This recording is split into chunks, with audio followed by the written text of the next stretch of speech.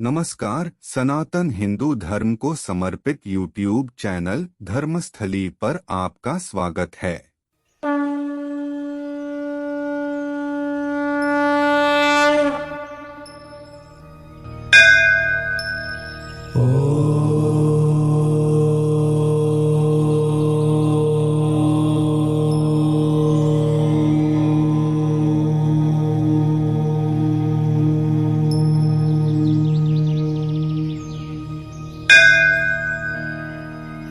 नमस्कार दोस्तों, आज की प्रस्तुति में हम एक संस्कृत महाकाव्य रामायण की चर्चा करेंगे।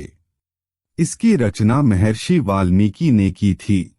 हिंदू धर्म में रामायण का एक महत्वपूर्ण स्थान है, जिसमें आदर्श आचरण एवं कर्तव्यों को समझाया गया है। इस महाकाव्य में भगवान विष्णु के अवतार प्रभु श्री राम को दर्शाया और उनके चरित्र का वर्णन किया गया है। रामायण महाकाव्य को 7 भागों अर्थात कांडों में विभाजित किया गया है। तो चलिए दोस्तों, आज हम आपको रामायण की कहानी संक्षिप्त रूप में बतलाते हैं। प्रथम भाग बालकांड। बहुत समय पहले की बात है।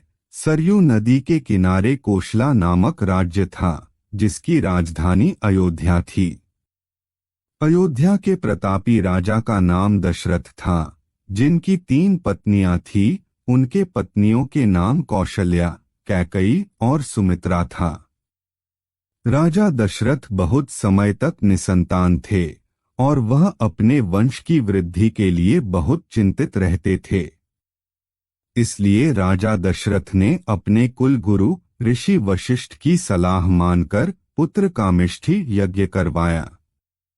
उस यज्ञ के फलस्वरूप राजा दशरथ को 4 पुत्र प्राप्त हुए।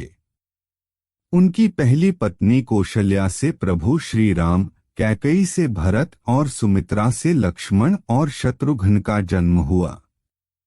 उनके चारों पुत्र दिव्य शक्तियों से परिपूर्ण और यशस्वी थे।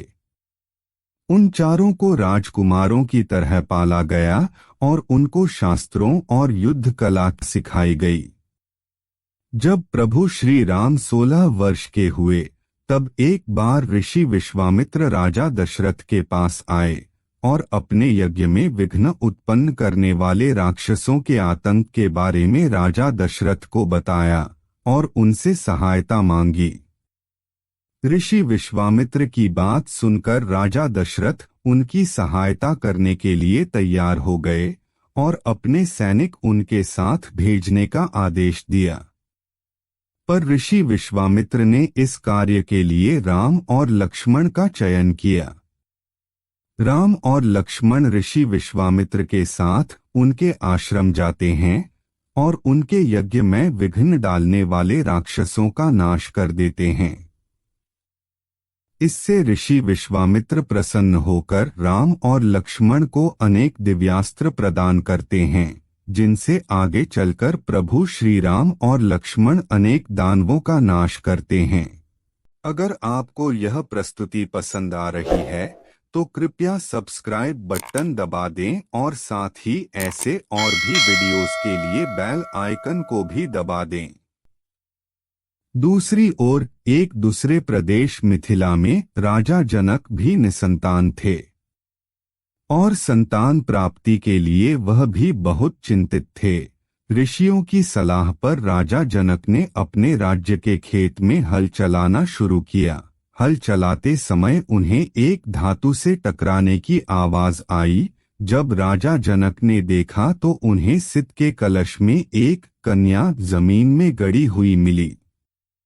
तब राजा जनक के खुशी का ठिकाना न रहा और राजा जनक उस बच्ची को भगवान का वरदान मानकर उसे अपने महल ले आए।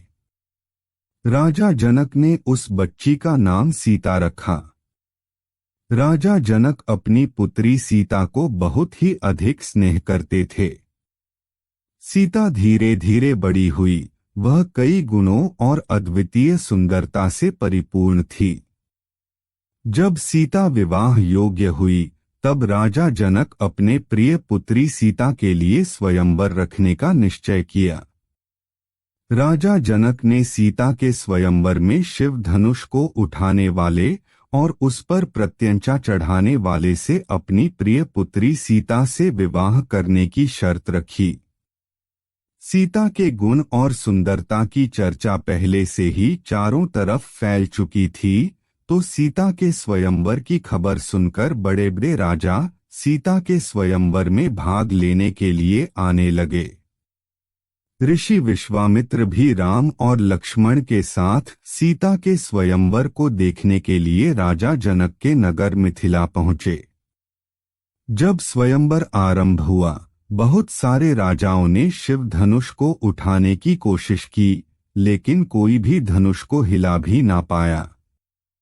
यह सब देखकर राजा जनक चिंतित हो गए।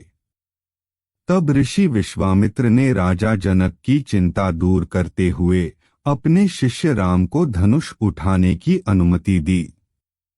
प्रभु राम अपने गुरु की अनुमति प्राप्त कर धनुष को बड़ी सरलता से उठाकर जब उस पर प्रत्यंचा चढ़ाने लगे तो धनुष टूट गया।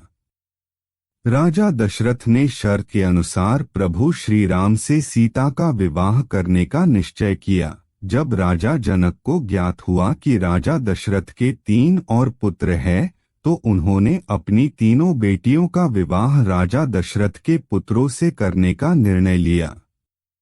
मिथिला में विवाह का एक बहुत बड़ा आयोजन हुआ। उसमें प्रभु राम और उनके भाइयों का विवाह संपन्न हुआ। विवाह के बाद बारात अयोध्या लौट आई। आज के लिए बस इतना ही। चैनल से जुड़े कोई भी सुझाव है तो कृपया हमें कमेंट्स सेक्शन में बताएं।